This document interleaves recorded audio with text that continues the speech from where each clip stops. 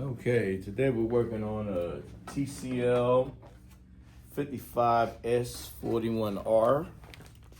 Tcl 55S41R. And customer said it has sound with no pick. So I've already taken the screws off the back cover. Let's set this over here. And when I plug it up, flip the screen up and I turn it on. It does have backlights, but no picture.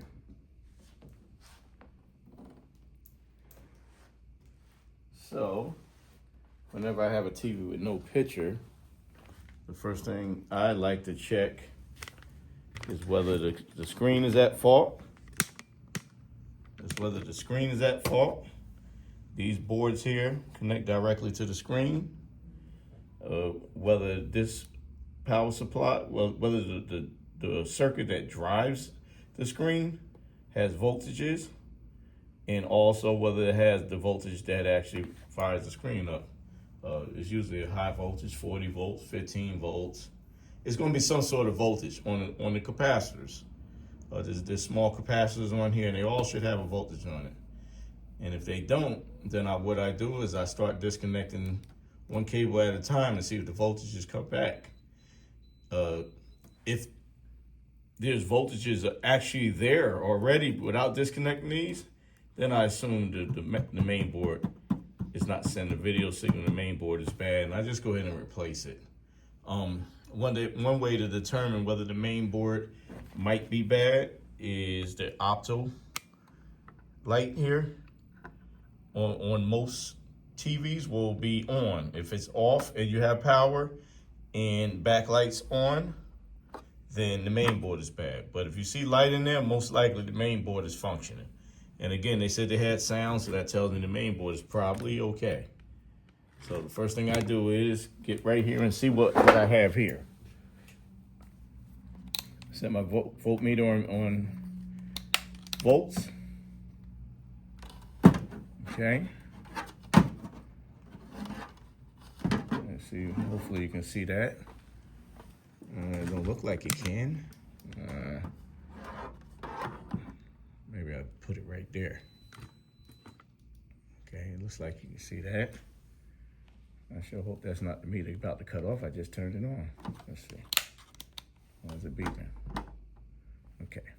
So what we're doing is we're looking for any voltage on that port in this section right here. That section right there is the screen section that gives the screen power. So I'll just choose the ground. Anywhere on this metal is ground. I'm gonna just hang my probe in there. Not the red probe, it's the black probe, the negative probe. Okay, that's good enough there. And then I'll go to these coils, and I should have a voltage on these coils. So the big one is usually about 12 volts, 1199, see that? The smaller ones would be 3.3, 1.1 or 1.8 volts. And this one here is 0. That's probably my big volt, my 15, or the big volt, big voltage that I call it, that actually needs, the screen is needed to turn on. So it's missing. So then I'll check some of these smaller capacitors. They'll pretty much have some of the voltage I just measured. These are reading 12 volts. That one is reading nothing. That one is reading nothing also. And the closer you get to the ribbon cables, like that capacitor there, it should have something on it. That'll be like the main drive capacitor. So you just go to both sides. The small one has 1.8, that's not the drive. It's usually a big capacitor, like over here. And it has 0. So what I'll do is, I'll unplug the power.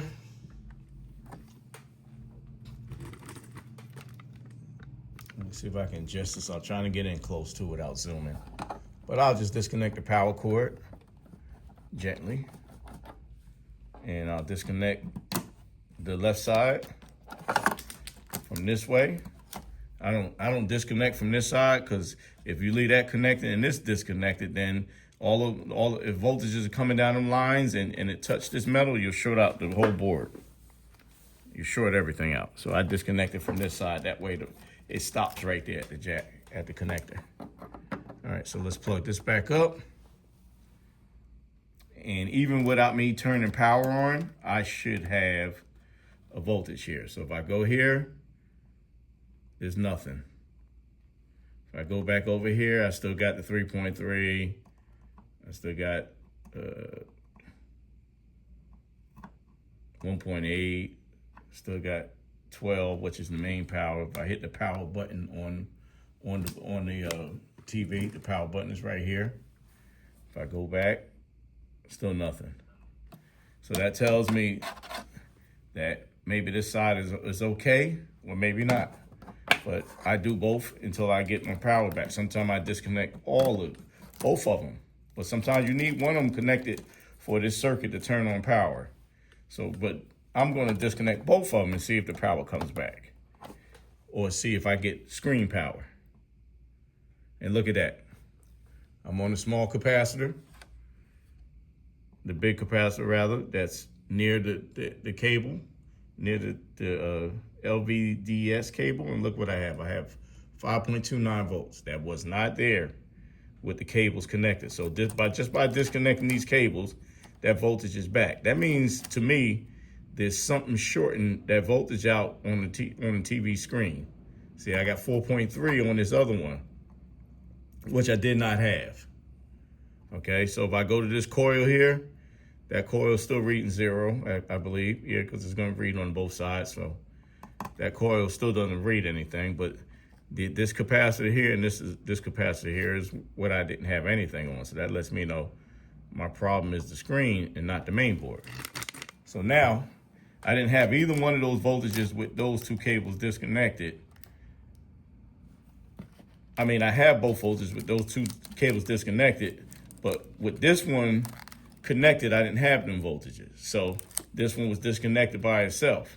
So now I'm going to connect this one back and leave this one off, because this side I believe is the side that's causing the voltage not to be there. Because that was the side that was still connected when I had no voltage. So I actually plugged it up hot. It really doesn't matter, but the circuit ain't going to reset until you actually unplug the cable, the power cord, and plug it back in. Okay, now the power cord is plugged back in. I'm gonna go back over here. And you gotta be careful with all the stuff I'm doing. There's high voltage here and here, 400, 350, 400 volts, and if enough current flow through your body, it'll kill you. So this is for a trained technician, not for somebody that's trying to follow YouTube video. You should be trained and experienced and understand current and voltage in electronics. Okay, so I'm gonna go back here now, and I'm gonna go right to this capacitor and see what I have. I got 15 volts, look at that. And this capacitor here is 0, 0, but 4.3 volts. So 4.3 volts is obviously what drives the screen. This one is reading 4.3, and that 15. Over here, 15. So this cap and this cap is what powers the screen. So if I reconnect this cable here, it kills that 15 volts. That let me know this side is the bad side of the screen. And in order to prove that my assumption further, I'm going to leave it in that state. If I hit the power button, the screen should turn on and have one side. So I'm gonna hit the power button, and when I hit the power button, you'll see the power's off now. You'll see light come through there. That lets you know that the LEDs has been turned on and the TV is on. See, it's lit now. So if I back up and I lift the screen up, voila, I got half a picture. Raise this up so you can see. It's half a picture. See that? It's half a picture. So half the screen actually is fine.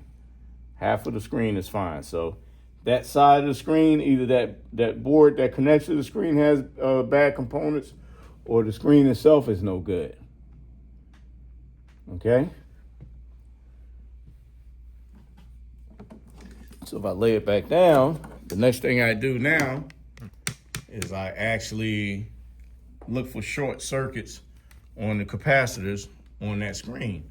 Sometimes I find shorted capacitors. If I remove them, it fixes it. Sometimes if I remove the capacitors, it don't fix it. But at least I give that a shot. If I can remove a capacitor and the screen starts back working by getting rid of a short circuit, then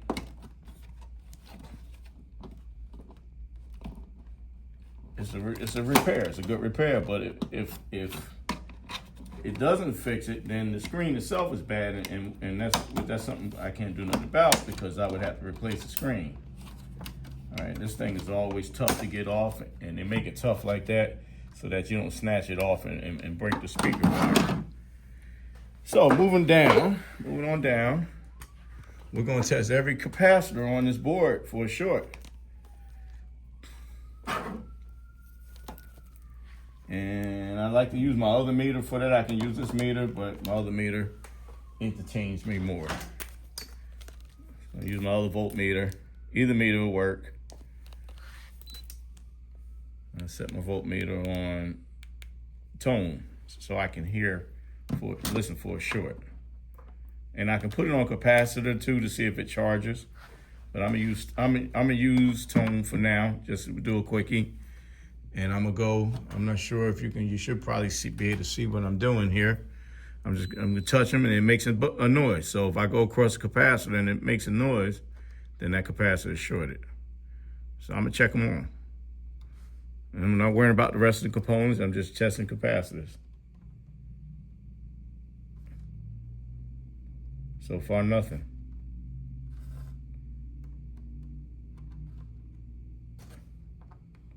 So far, nothing. Nothing.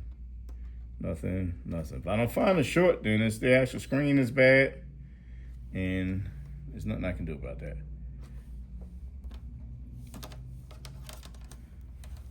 Hopefully you can see that corner. You can't see me working over there. Let me turn this a little. So there's a bunch of capacitors over here.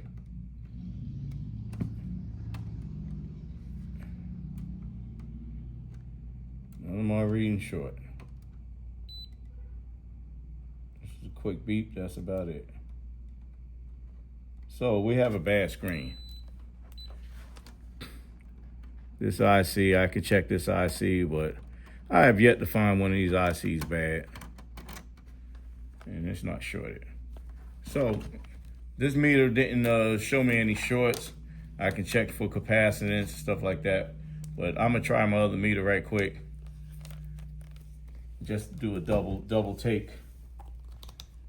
The meters are designed differently inside. Let's see what happens with this one. Okay, touch the two probes together. Some capacitors over here. Maybe I can raise this. That's as high as that'll go. Let me see. Maybe I can raise this higher so you can see what I'm doing. Yep.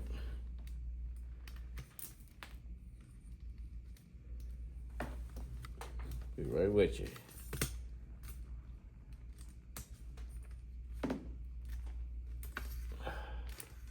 Bear with me, I'm just trying to make sure you get to see everything. Okay, that's a little higher.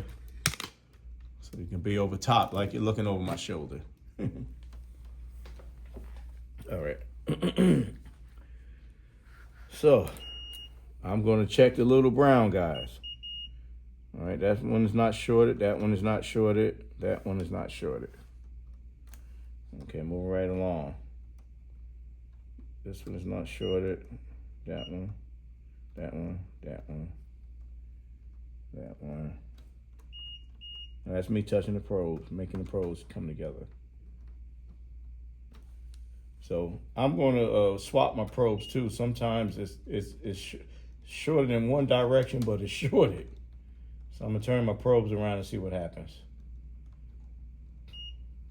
Okay, I'm gonna swap my probes and do the same procedure.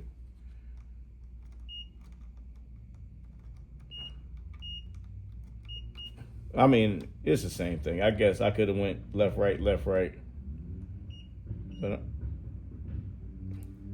but nothing. Nope. So this TV has a bad screen. That makes it not repairable. So don't run out and just order a main board thinking the main board will fix it and it's actually a bad screen. That's all it is. Okay.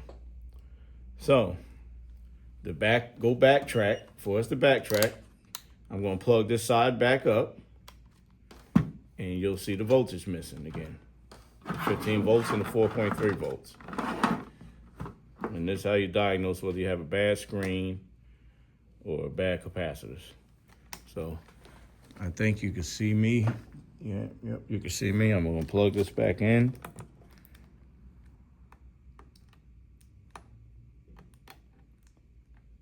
Okay, get in there. Lock it down. Put the power back in.